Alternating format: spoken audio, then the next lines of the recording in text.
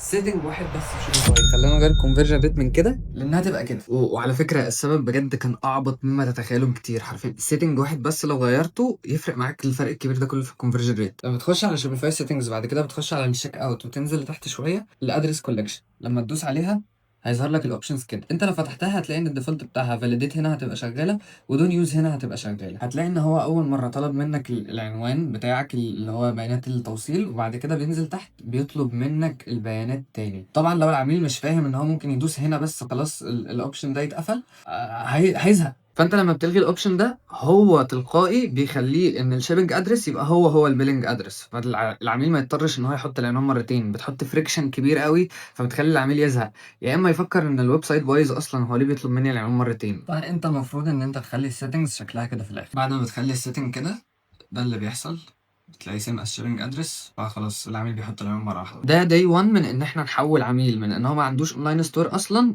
لان هو يبقى بروفيتبل في خلال 30 يوم. الحق بقى اتاكد لو انت عندك شوبيفاي ستور ان انت مش فاتح الاوبشن ده بالغلط، وادعي لي وما تنساش تعمل فولو.